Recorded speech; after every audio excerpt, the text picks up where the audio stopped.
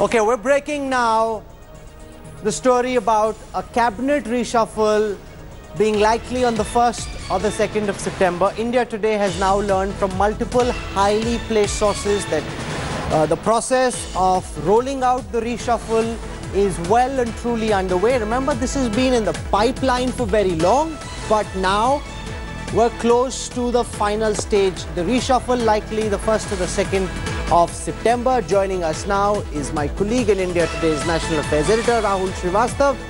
The 1st and the 2nd of September are the two dates. Why these particular dates and what can we expect? Rahul, what we can say is that there is yet another layer of confirmation on the story you broke in the evening, that it is going to be 1st or 2nd. Prime Minister Modi and Amit Shah, the BJP president, are going to sit down, one, to decide the date between 1 and 2. Second fact is that what exactly will be the final contours of the Council of Ministers, that will be given the final shape, that is tomorrow. Now, there is an added element. President of India is expected to be out of the town. He's going to Tirupati on the 1st and 2nd. He's coming back sometime early evening on the 2nd. Is that a window of opportunity? But of course, the Prime Minister can always request the President of India to stay back in town because he needs him in town. The fact is that this is not going to be an ordinary exercise. This is going to be, perhaps in one way or the other, a make or break exercise for this government. A government which has been around for 3 years, has done some very good tasks, but on some fronts, Prime Minister Modi and Amit Shah feel that there is greater thrust needed. This team which will be created after the reshuffle will lead the government into the next elections. Remember, this last election was all about Narendra Modi. The next election could well be all about Narendra Modi and also what he did in the last 5 years. But he needs to deliver. You know, on issues like the railways, for example, environment not having a full-time minister, defense not having a full-time minister, there are lots of gaps. Those gaps need to be filled. Say, for example, we are hearing that it's now almost certain that there will be a new defense minister. There is a toss-up. Who will be the environment minister? There is going to be an environment minister. It could well go to Mr. Suresh Prabhu because he has had experience earlier as environment minister. He likes that ministry. There are very clear views emerging that two pet prime minister's projects on which he has been very keen somehow have failed to deliver. There could well be changes in those. I will not like to risk my neck out on this, but yes, what we are being told that there could well be changes. If you look at the broader picture, at least more than a dozen changes in the Council of Ministers likely as far as this exercise is concerned, which will be followed by a change in the party and also as far as some new governors will be Lots of new governors expected. Rahul Srivastav, thank you very much.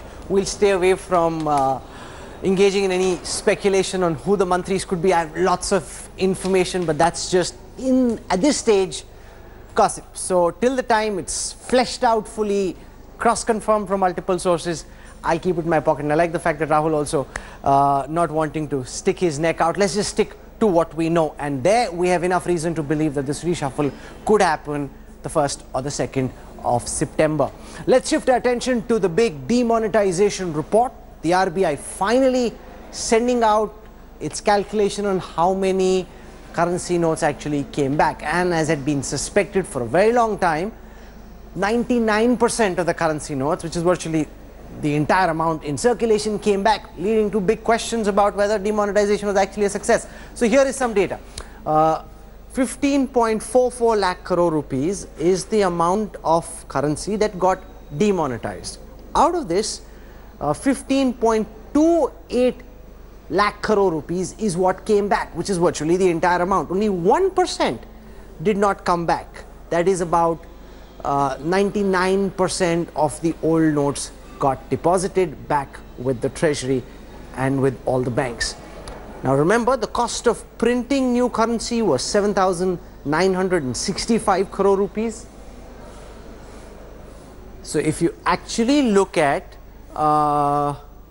whether this led to any gains, just 1% is what we got, which is actually much lesser than the cost. Because remember, this is now data from the Center for Monitoring of the Indian Economy, which says that the cost to companies was 61,500 crore rupees as a consequence of demonetization. Apart from this, the cost of people queuing up, CMIE estimates, was 15,000 crore rupees. After this, there are other costs involved as well. The cost to banks was 34,140 crore rupees. So if you add up all the costs, including the total amount of money spent on printing the new currency, it comes up to about 1,11,640 crore rupees. In comparison, what you gained was much lesser, only 16,000 crore rupees, with almost the entire amount coming back. This led to a sharp attack from economists and from the opposition, questioning the government on whether demonetization was more pain or gain.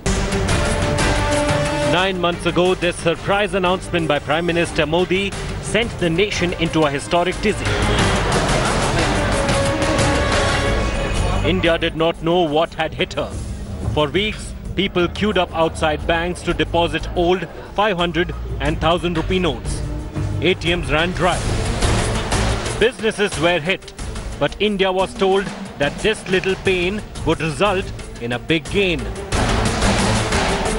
The Reserve Bank of India's data on demonetization, however, proves the opposite. In its annual report for 2016-17, the RBI says that 15.28 lakh crore out of the 15.44 lakh crore in old currency has come back into the Indian banking system. The report also states that all but 1.4% of old 1000 rupee notes have come back post demonetization, and that the cost of printing currency almost doubled to 7,965 crores in 2016-2017. Some people who have an inadequate understanding of how to tackle the problem of black money were confusing the demonetization exercise merely with how much money comes back into the system and how much does not come back. That was never the real object of demonetization. The object of demonetization was not confiscation of money. The object of demonetization was that India is predominantly a high cash economy, and therefore that scenario requires to be significantly altered. We intended to give a blow to black money, and for doing that expand the tax base of the country. The new demo data has the opposition gunning for the government. Former Finance Minister P. Chidambaram sent out a series of tweets alleging that demonetization was a scheme designed to convert black money into white. हम finance committee के सामने reserve bank governor के खिलाफ privilege move करेंगे कि reserve bank के governor ने जिस तरह फाइनेंस कमेटी की उपेक्षा की है, वित्त समिति को उन्हें दंडित करना चाहिए. With data suggesting that demonetization wasn't as big a success that the government claimed it to be, the big question is, was it worth putting India and its citizens through unforgettable weeks of fiscal pain? Bureau Report, India Today.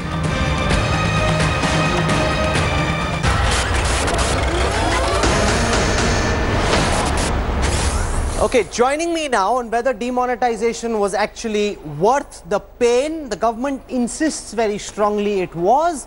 Dr. Abhishek Singhvi, Senior Congress Leader, Rajya Sabha MP, Sambit Patra, National Spokesperson of the BJP, Prosenjit Bose is a left-leaning economist. I want to go across to Dr. Patra first because Dr. Singhvi can say today, हमने तो कहा था, we told you this would happen, we told you that this is bad economics, we told you that this wouldn't come out. With 99% of the currency back, a lot of people will wonder whether demonetization was worth the pain, Dr. Patra. No, first and foremost, with due respect to Dr. Singhvi, though Dr. Singhvi has still not spoken, but you presume what he would say, and I would also give an answer if he says what you said. I would say Dr. Singhvi did not speak about black money because Dr. Singhvi and his party felt that black money did not exist and they never vowed to fight against black money. Rather, they wanted to move the special leave petition against the Supreme Court's will to create an SIT. Now, coming to the moot point. The moot point over here is a flawed contention, the flawed argument that in demonetization, lesser amount that returns to the bank would have been the success of demonetization. That all the money that returns to the bank automatically becomes white. Not at all. it's a flawed contention that that money which finds its way to the bank becomes white. Rather, what was the prime purpose of demonetization? The prime purpose of demonetization was to attach our address tag to every currency, and successfully that has been achieved. A huge amount of currency which was previously called as black money today finds its address. Today the owners are known. Secondly, there are certain figures which the country should know, and the government has released those figures. The journalists of this country and you also must be having those figures, but people need to know that. I mean, 31st of January 2017, when Operation Black Money, Operation Clean Money was launched, then approximately 18 lakh accounts were scrutinized, and through these 18 lakh accounts, approximately 10 lakh people they replied back, and 14 lakh accounts worth carrying 3 lakh crore rupees came to the fore. And today of these, 17,526 crore is being found to be undisclosed, and you would be happy to know that the process is on. I understand the broad thrust of your argument. We also heard what Arun Jaitley said. So let me now listen to Abhishek Singhvi. Dr. Singhvi, the BJP will say, well, okay, the money is back, but now we know who this money belongs to. We can track what they do with it. They're also saying that the number of tax assessees is going up, that India has now become a more white economy as opposed to being a more black economy. Dr. Singhvi.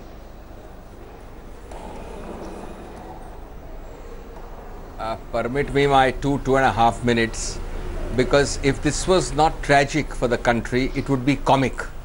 It is one of the greatest frauds on this nation, unsuspecting nation. First, 1% has remained out. Second, so you now change the goalpost to say that less money coming in is not an index. More money coming in is not an index. Number 3, you forget that the cost of printing notes is 11,000 crores and the loss of interest to RBI is 17,000 crores. That's direct loss to RBI of 30,000 crores. The additional loss your program has just shown through banks, through companies and elsewhere is 1,16,000 crores. The CMI and several economists, except a very few number and the government, lives in ostrich land, ostrich's head in the sand land, by denying that minimum 1% GDP growth is reduced. According to many, it is 1.5%. The CMIE, an independent monitoring organization which crunches statistics, has published that in 3 months of this year alone, the first 3.5 months, there is loss of 1.5 million jobs, a direct outcome of demonetization. The terrorism being linked to demonetization, anti-terror moves, no statistical study, zilch effect. Counterfeit notes, marginal increase, published figures of RBI show a marginal increase over the previous same period. That leaves the cash economy, and the finance minister, with his usual ingenuity, has tried very cleverly to change the goalpost completely. Let me tell you that if you press the button on a cash economy converting to a card economy, it will take at least 5 years to have a modicum of success. Can I point out something, Dr. Singhvi, which might interest you, and you expect that this 15.28 lakh crore rupee number, and this I think has got lost out because we did a very deep dive into this, does not include money with cooperatives and money coming from Nepal, because that hasn't been counted yet. There is a possibility in RBI circles, Dr. Patra, that when you count the money from the RBI and from cooperatives, this amount could exceed 15.44 lakh crore rupees. So, Dr. Singhvi wants to make a quick point before you respond. So, we could have possibly had more money back with us than we had originally. No, Rahul, 1 second. Yes. It's worse than that. You could have had, you would have had, on what example you are given, and without that example, the remarkable, ridiculous result of having actually more money black converted into white than any other thing. Now, let me tell you one very big fallacy in the argument we just heard from the BJP. The argument is that yes, now we are caught. The RBI tried to delay this counting for almost a year. It's another miracle of the world that the RBI takes almost 9 months to give you the figure. Now you know why it was hiding the figure. But now one cat is out of the bag again. They say that although 1% alone has remained out, we are now counting 3 lakh crores and going to find Patra, black you money must in that. respond to this, because once the money from Nepal and from I'll respond to every bit of it. We could have more money coming back than we thought was originally in circulation. matlab black marketers, all the black money lot, you know, in Hindi they say topi pehna di sarkar ko, it will be like a big thing. If all the black money then becomes white, Sambit. No, not at all. Not at all. This is again a flawed. Let me. This is again a flawed contention that all the money that returns to the banking system, suo moto or de facto, becomes white. Absolutely not. There are mechanisms which would segregate the white and the black money, as I said previously. I would not repeat that point. But to say that the government did not expect these specified banknotes to enter into the circulatory system, and so it's a failure, is absolutely wrong. The government expected all the amount that was in circulation to come back to the bank to become effectively usable currency. And today, thankfully, in a very short span of time, the RBI and the other banks could handle this pressure, and effective usable currency that is in the formalized system has only increased. Secondly, look at the white tax base today. I mean, 25% increase in the tax base compared to what it was last year. It's not a so let Prasenjit Bose respond on the aspect of the increase in the tax base, and a lot of the money which was earlier black, we couldn't do anything about. Now the government says we know exactly whose money it is and where it's lying. Prasenjit Bose. No, Rahul, I am appalled by what Mr. Sambit Patra is doing, because, you know, I think that there should be at least a modicum of shame, because he is completely lying. And I would suggest to him that he should read the articles which economists who are you know, in a way a part of this government or sympathetic to this government, like Jagdish Bhagwati or the chief economist of the State Bank of India, they have written articles which has actually speculated on 2.5 to 3 lakh crore of cash which they had expected of not coming back to the banking system, and now it is starting, as you are correctly pointing out. Actually, it may be the case that more money, more than 15.45 lakh crore has actually come back. So, you know, it is a total embarrassment for this government. This government is actually shameless. That is why it is saying such things. They are completely changing, not only changing the goalposts, I would say that they are completely distorting Sambit Patra, the truth. very quick final Second words. Point, no, 1 second, Prasenjit Bose, I must apologize to all my guests. Part 1 of the newsroom on that train accident went on for much longer than I'd originally anticipated. Plus, we had the breaking news, so I'm out of time. Just 10 seconds, please. I really apologize for this. Sambit Patra, quickly. No, all I can say at the end is, please don't call those who have the gumption of fighting against black money shameless. Rather, I should call back all those who did not show the courage, for obvious reasons, to fight against black money, as people who should be shamed today. The final 10 seconds, please. I'm out of time. No one is distorting anything. I have all the facts over here. I'll present all the facts. 5 seconds. Yes, Dr. Singh. 5 seconds. 5 seconds. It teaches us a lesson, Rahul, which of course the BJP will never learn, but the nation will imbibe. A economic blunder, because facts and figures don't lie, will remain an economic blunder, and a political validation in UP, which is what was touted, will not correct an economic blunder. A political validation in 4 states will not I'm going to ever end this here. This debate validate one of the most will go on a lot, because the RBI data, and given what the government said about demonetization, will really be scrutinized very deeply here and elsewhere, and I promise to do that tomorrow too, but right now I'm out of time. So Dr. Singhvi, Sambit Patra, Prasenjit Bose, I apologize and I say thank you.